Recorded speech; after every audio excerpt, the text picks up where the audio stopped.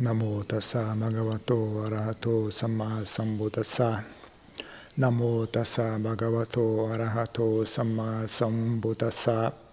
Namo tassa bhagavato arahato samma sambuddhassa. Buddham dhammam sangham namasami.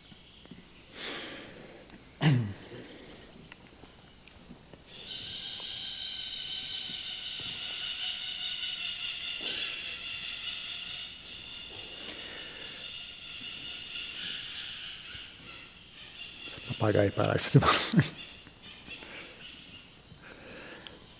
Então,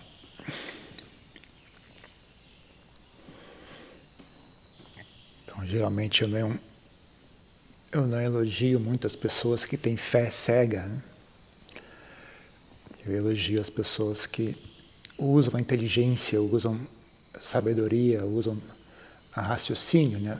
Tentam manter as coisas no nível o quê?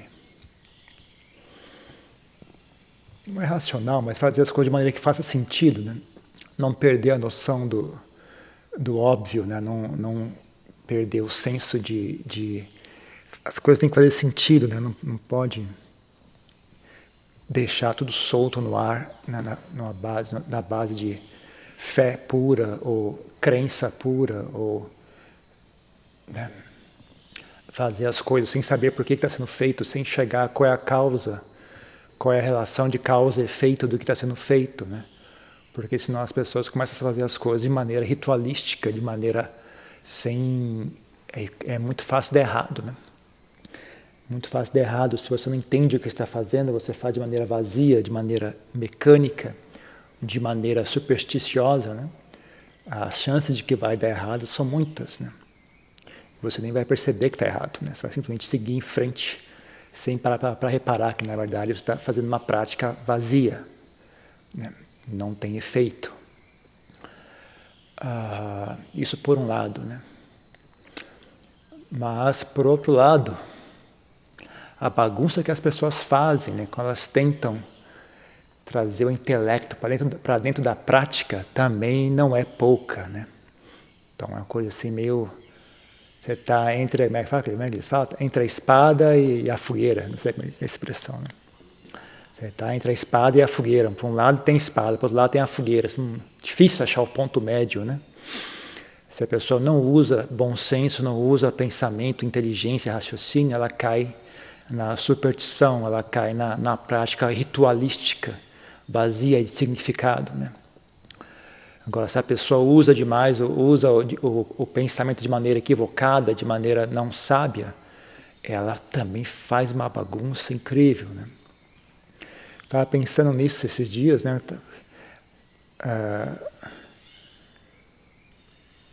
Que dava para usar, né? É que a questão é assim, quando você... Quem está pensando, quem está raciocinando é o ego. É o ego que está raciocinando, que está tentando entender, que está tentando fazer as coisas dar certo, é o ego, né? São os desejos, são as opiniões, são as atitudes, né? Que você foi educado a ter essas atitudes, modo de agir, modo de pensar, medo, raiva. São essas coisas que estão raciocinando e tentando achar o caminho correto. Então, mais do que nunca, né? Elas acabam... Como elas são padrões mentais não muito saudáveis, né? Eles acabam poluindo, né? Mesmo quando eles pegam uma tarefa que é uma tarefa pura, né? É que nem se pegasse algo com as mãos sujas, né? O que você está pegando é limpo, mas quando você pega fica sujo, porque sua mão está suja. Então é uma coisa difícil, né? Você tem que pegar, mas se você pegar vai ficar sujo. E aí? O que você faz, né?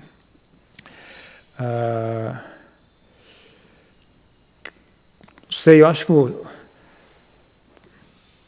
que as pessoas, não tem como você praticar também sem seu ego, né?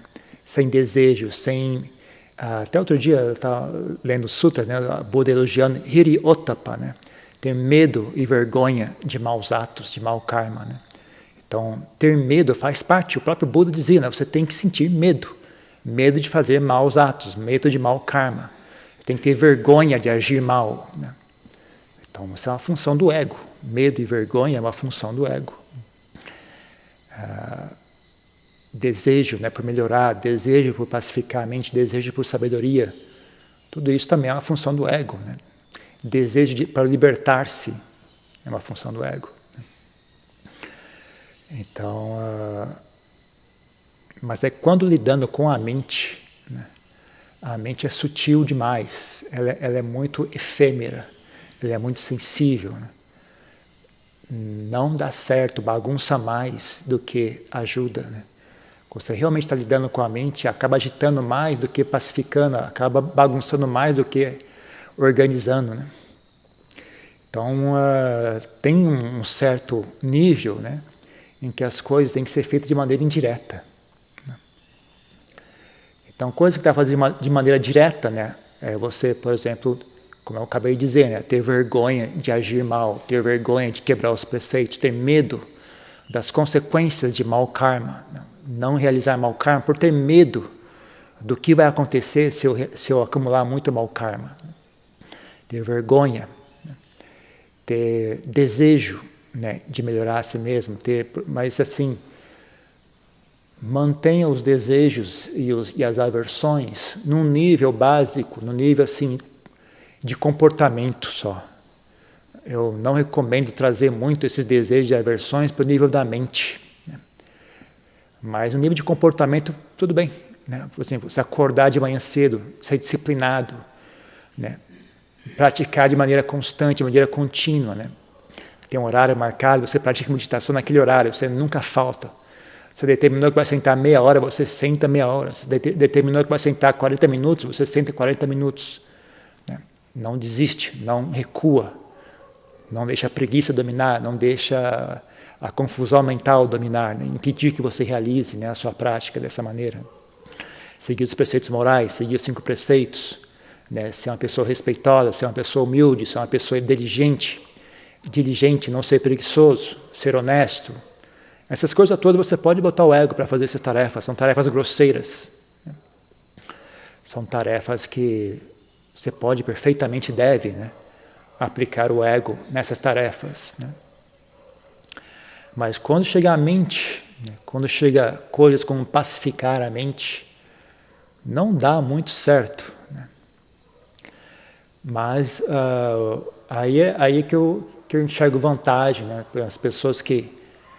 Imagine 2 pessoas, uma que pratica budismo por volição intelectual, ela leu livros, entendeu ensinamentos, agora eu, com a minha vontade, vou seguir esses ensinamentos, vou botar eles em prática. Isso não é muito eficiente, infelizmente, não é muito eficiente, porque esses ensinamentos dizem respeito à mente, de respeito a assuntos sutis da mente.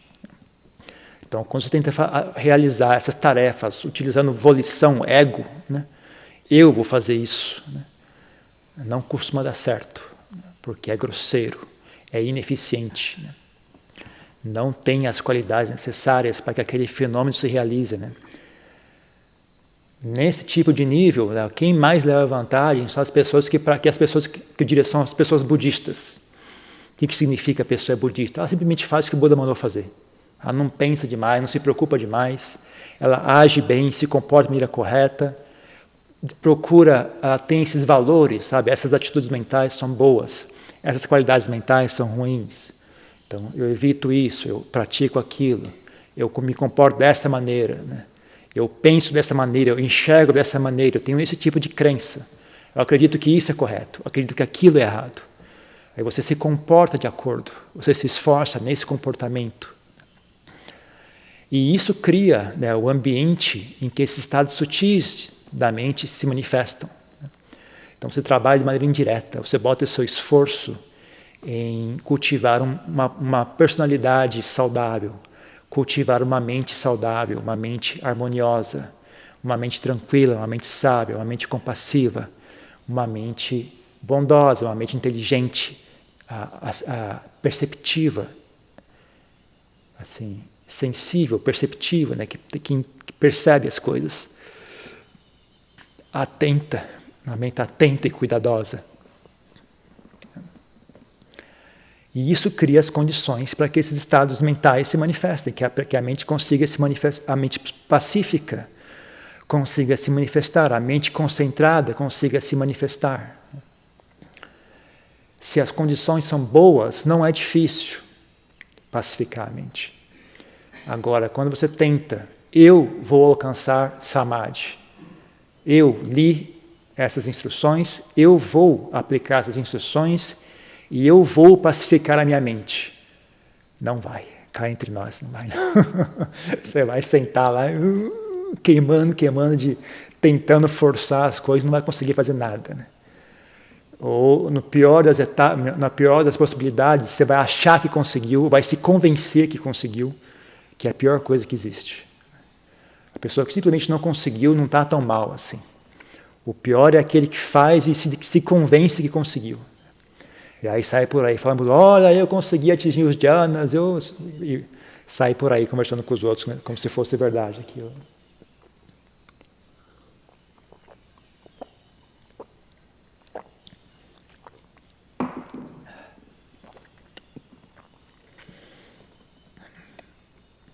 Então, tem áreas, né, em que dá para você aplicar o ego na prática, na sua prática. Agora, tem áreas que não é muito produtivo.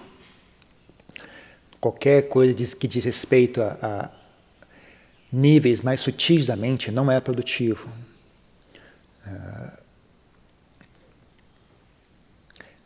9 entre 10 pessoas que eu vejo por aí falando em dhyanas são pessoas com problemas psiquiátricos. As pessoas têm problema mental, elas tomam remédio. Elas estão aí falando do dhyana, o dhyana isso, o dhyana aquilo. Quase sempre, 9 entre 10, assim, é quase certeza. Sempre que eu ouço a pessoa vem falando de dhyana, pronto, mais um. Chegou mais um doido. Então, entre os monges, a gente não fala sobre esse assunto. É um assunto assim, meio tabu.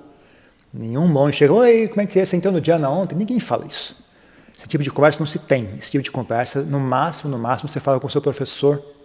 E ainda assim, você tem que ter muito cuidado quando falando com ele. Que se ele sentir algum nível de vaidade, algum nível de orgulho em você, ele vai te dar uma cacetada de todo tamanho.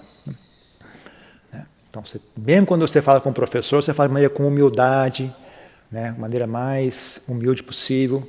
Não dê nenhuma... qualquer ponto que ele enxergar apego ou vaidade ali, se prepara, que você vai levar uma bronca absurda. Então, não é um assunto para ficar discutindo. E quem está discutindo o dhyana, se alguém vier falar com você de dhyana, sai de perto, o cara deve ser doido. É quase certeza que o cara é xarope.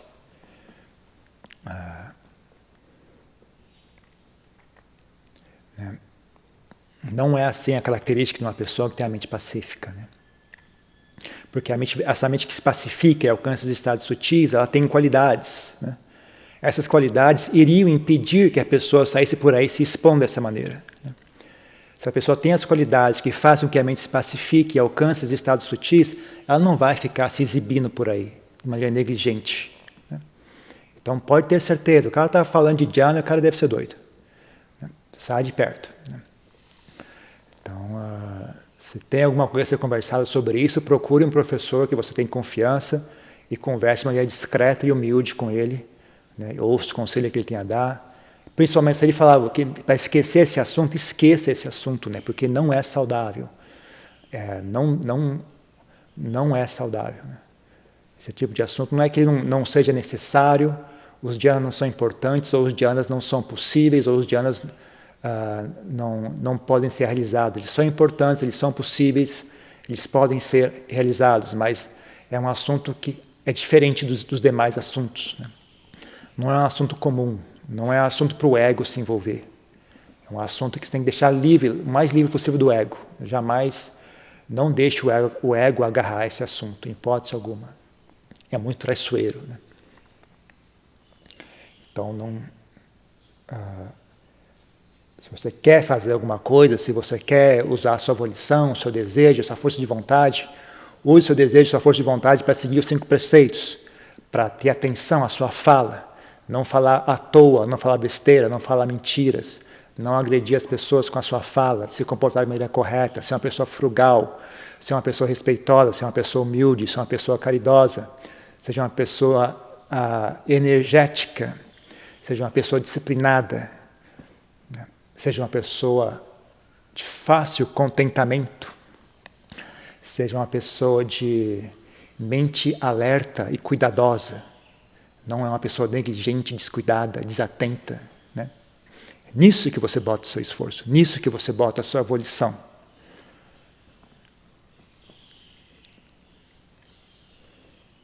Não em atingir estados transcendentais, estados iluminados, estados elevados.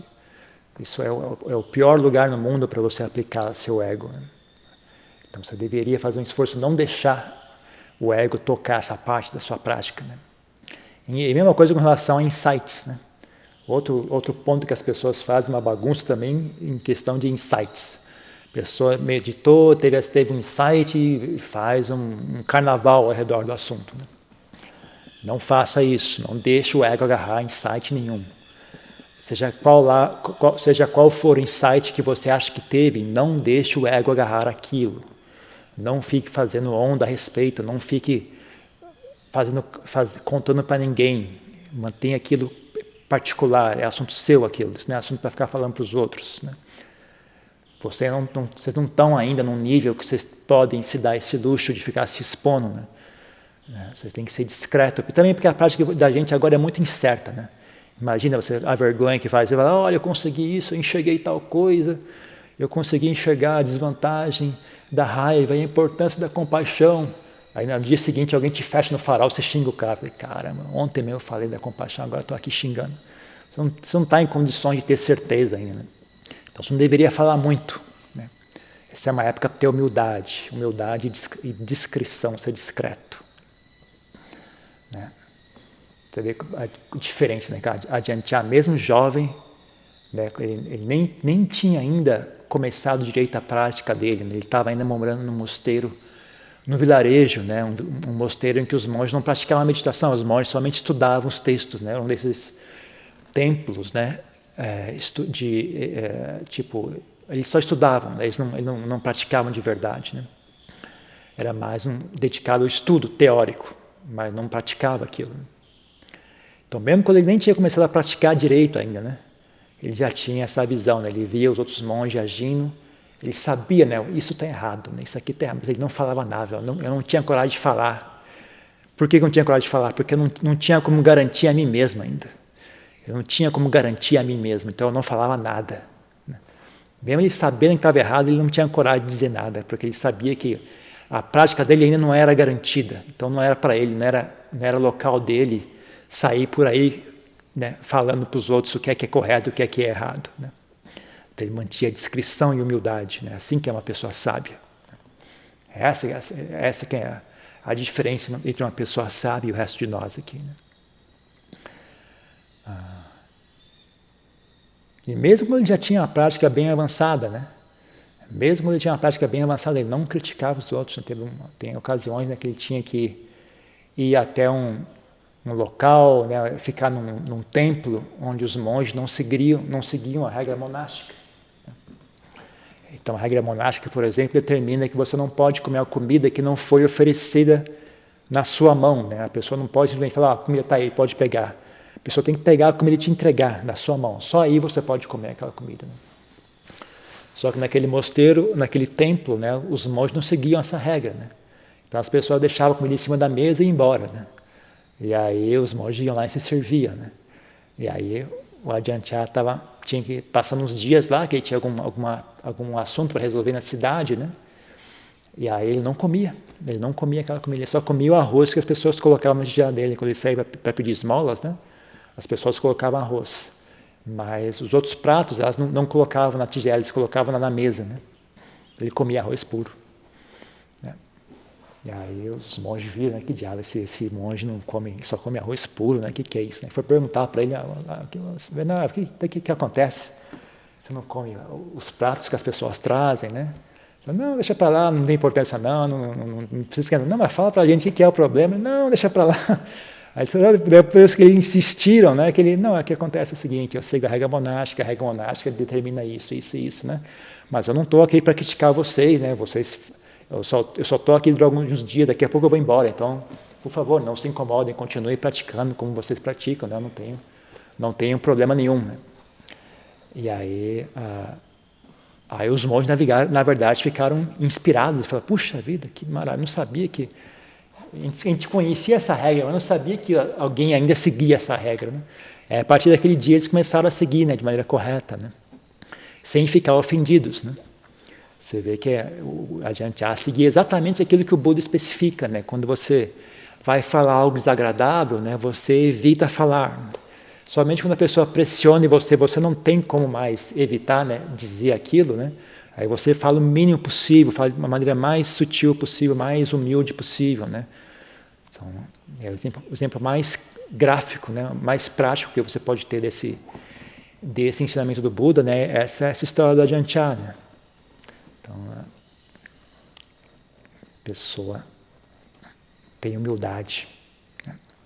Mesmo quando você está certo, você tem mais humildade ainda, né?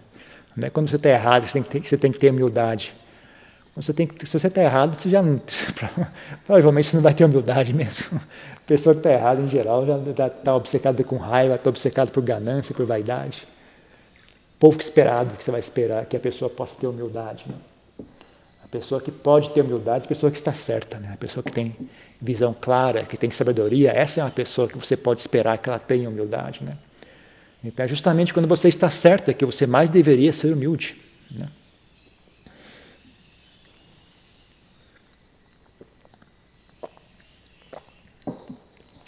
Mas o que a gente vê por aí é o contrário, né? As pessoas acham, eu estou certo, aí pronto, a humildade desaparece, né? Assim que a ideia surge, eu estou certo, pronto, não tem mais nenhum pudor em xingar os outros, acusar os outros, ridicularizar os outros, humilhar os outros, apontar o erro alheio. Né? Por quê? Porque eu estou certo.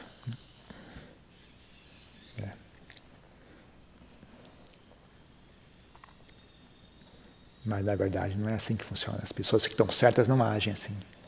As pessoas que estão certas, elas têm humildade, elas têm sabedoria, elas têm compaixão, elas têm respeito. Assim é que é uma pessoa que está certa. A pessoa que está certa, ela tem qualidades que estão certas. Ela não tem uma ideia que está certa. A ideia certa qualquer idiota consegue ter. Até o Hitler tinha ideia. Ele estava certo, porque ele conseguiu vencer as batalhas lá, né? Alguma ideia certa eles tinham, né? Eles organizavam o exército deles e conseguiam vencer o inimigo. Então estava certa a ideia deles, né? Mas a ideia deles era matar matar e oprimir os outros, né? Então a ideia está certa, mas as pessoas estão erradas. O que vale isso? Não vale nada, né? A ideia certa não vale nada. A ideia certa não vale nada. As pessoas é que são importantes, as ideias não valem nada. O que é importante são as pessoas, né? E principalmente pessoas feias adoram se esconder atrás de ideia certa, né? As pessoas feias adoram uma ideia certa, porque elas escondem a feiura delas, né? Elas botam a ideia certa na frente e se escondem atrás, né, com toda a sua feiura, né? E fingem que são pessoas boas, né? Porque a ideia está certa, né? Então, você vê por aí, né? As pessoas defendendo boas causas, mas as pessoas imersas em ódio, em raiva, rancor, né? Falam em bondade, mas por trás só tem rancor e ódio, né? E ego, vaidade, orgulho.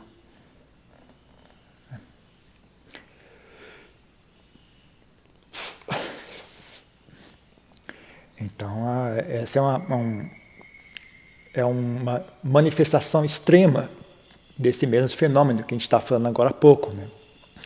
Com relação à prática de meditação, à prática do Dharma, né? As pessoas tentam botar a ideia certa, né? Falando os jhanas, vamos alcançar os jhanas, né? E aí o ego come até ficar gordo, né? Nessa história de jhana. Porque é uma ideia correta. O Buda ensinou a alcançar os jhanas.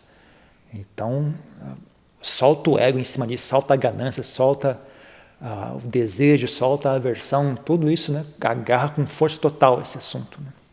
a delusão, né? A ilusão mental.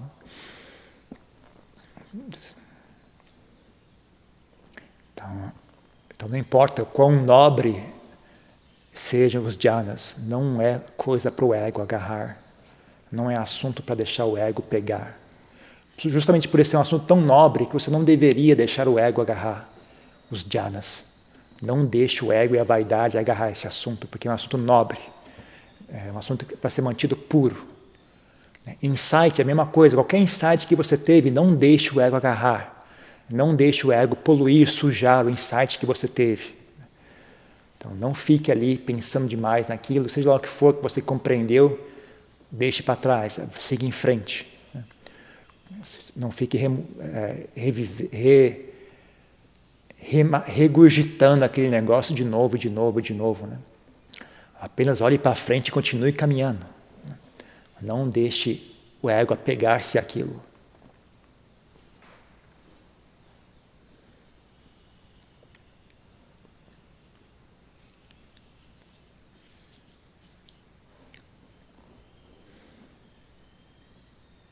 Principalmente, né, as pessoas têm medo de perder o insight. Né? Elas têm algum insight, elas querem escrever o insight, querem congelar aquilo no tempo, né? Querem lembrar dele, não querem que ele desapareça. Mas isso não resolve nada. Né?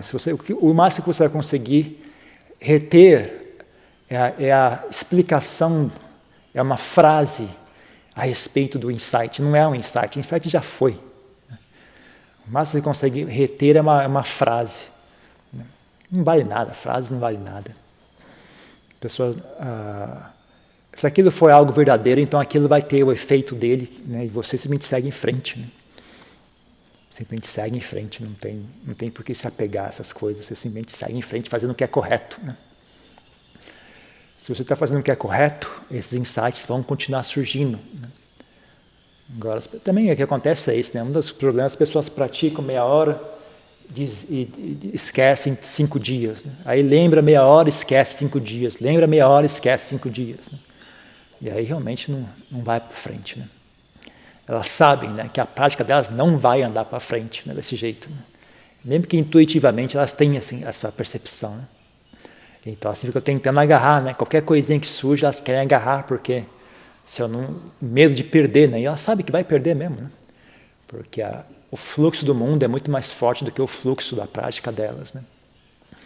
Mas se a pessoa tem uma resolução firme, né? Tem uma prática firme, ela não tem medo de perder insight nenhum. Se a sua prática é firme, forte caminha para, você caminha, né? Sua prática está focada, né, e firme. Você não está disperso, você não deixa a correnteza do mundo, você não deixa seduzir pelas distrações do mundo, né? Pelo menos não demais. Você tem mais, a força da sua prática é maior do que a força do mundo. Não significa que você não tem nenhuma influência do mundo, que você está totalmente imune às coisas do mundo. Não chega a esse ponto, né? Mas você ainda tem essa sensação, né? Minha prática é mais forte do que o empuxo das distrações. Né? Quando você tem essa certeza, você não tem muito medo de perder insight nenhum, não. Você tem algo melhor do que insight. Né? Você tem uma prática constante. A prática constante é muito mais forte do que insight. É muito mais poderosa do que insight. Né? É o berço do insight. Né?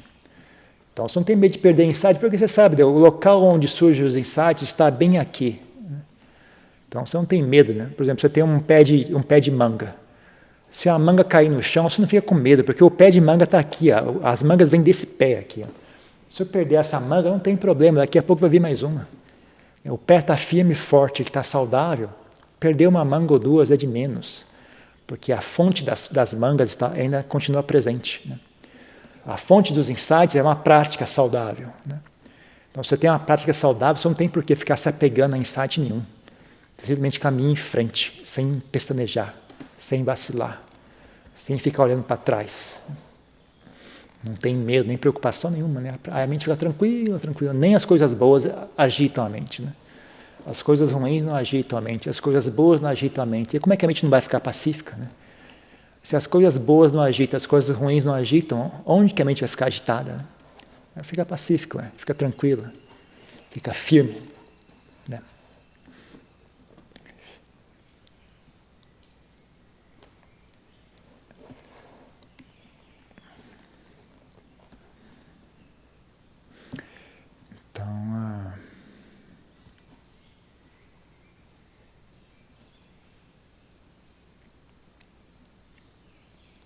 Então é isso, né? Não deixe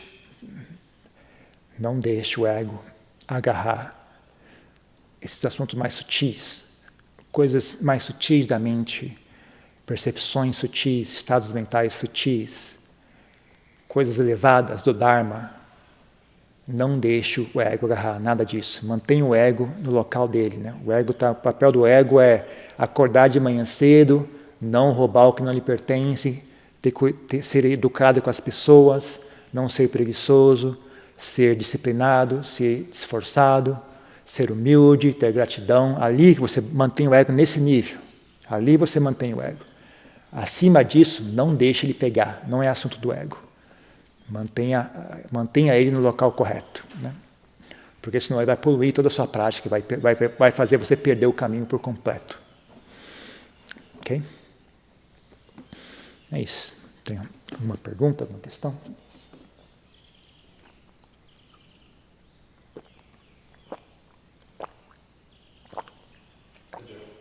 É melhor nem estudar sobre os jhanas? Eu nem sei o que é jhana. É melhor nem estudar? Eu acho que é bom você ter uma noção geral do que foi que o Buda ensinou. Eu acho que é bom você estar ciente que existe um negócio chamado jhanas e que eles são importantes. Né? Não custa nada dar uma lida geral. Né? Eu acho que todo mundo deveria ler o Sutta Pitaka inteiro, pelo menos uma vez na vida, sabe? Uma vez na vida você lê ele inteiro, de cabo a rabo. Não precisa memorizar nada, não precisa ficar anotando, simplesmente leia. Só para você ver o que é que está ali dentro. Né? E aí, a partir daí, aí você foca naquilo que tem a ver com a sua experiência aqui e agora.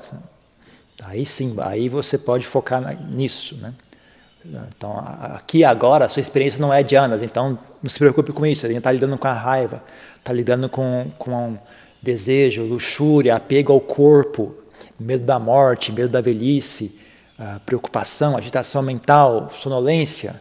Então, lida com isso primeiro. Lida com isso. Deixa os jhanas de lado. Né? Mas se algum dia somente começar a se pacificar, começar a se concentrar, aí você vai ter que voltar lá e olhar esse negócio de jhana, porque como é que é isso, como é que tem que ser feito, como é que não é. Mas por enquanto não, é bom saber que existe, até por respeito ao Buda, né? Você faz um esforço para ler o que ele disse, né? Já que ele se deu o trabalho de falar, não custa nada você ir lá e ler, né? Mas não precisa ficar se preocupando demais, né? Quando for um assunto prático e real na sua vida, aí sim você se preocupa com ele. Mas por enquanto tem que primeiro lidar com aquilo que realmente está acontecendo, né? Que é o dia a dia, as pessoas, né? A mente confusa, a mente com raiva, a mente com medo. Né? Disciplina, vencer as más tendências da mente, vencer a preguiça, vencer a inveja, vencer a raiva, né? Tem que começar por aí, né? As pessoas querem fazer, elas também ficam indo atrás de jhana porque elas não querem lidar com o problema, né? É uma forma de escapismo, né? Elas querem simplesmente pular a etapa, vamos lá para frente, lá onde eu sou um ser puro e levitando no ar, uma coisa maravilhosa, e quer pular porque ela não quer lidar com essa bagunça que é o aqui e agora, né? Então é uma forma de escapismo também de muita gente, né? As pessoas que têm, como eu falei, né? É uma coisa curiosa, as pessoas que têm mais problemas mentais, mais problemas psiquiátricos, são as que mais se apegam a essa ideia de jhanas. Né? É uma forma de que elas querem evitar o problema, elas querem simplesmente pular isso aqui e virar um ser especial, porque eu não quero lidar com esse negócio. A mente delas é muito bagunçada. Elas não querem, que é uma forma de não ter que lidar com isso. Né? Elas querem escapar para algum lugar. Né? Então é curioso esse assunto, né? É curioso. Então você tem que realmente trabalhar com aquilo que está acontecendo aqui e agora. Né? Tem que ter honestidade e disposição a enxergar a sua mente aqui e agora e trabalhar com ela. Né? Mas é bom ter uma noção do que é que o Buda ensinou, é bom dar uma lida assim e saber que existe. Né?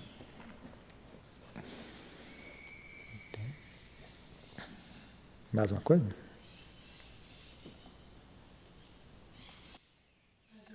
Adjan, você sente que esse apego que as pessoas têm com o benefício da prática pode acabar se tornando um obstáculo para a própria prática? Eu não consegui entender a pergunta. Pode perguntar de novo? Opa, tô dando para ouvir agora? Estou ouvindo, mas você falou muito rápido, não consegui. Ah, entendi, desculpa. Esse apego que as pessoas têm ao benefício da prática pode acabar se tornando um obstáculo para a própria prática em si? Sim, vira ganância, né? Se a pessoa nunca experienciou, né, a mente pacífica, ela tiver muita ganância para experienciar isso, essa ganância deixa a mente grosseira. E aí vira um obstáculo. Né?